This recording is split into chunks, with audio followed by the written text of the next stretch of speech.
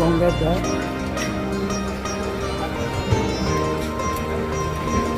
আজকে গঙ্গার দুই উপকূলেই সবাই স্নান করবে।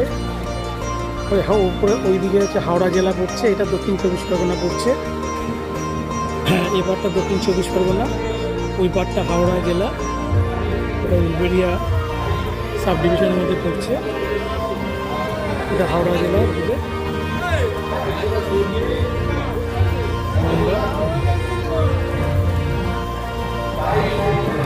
কালী মন্দির।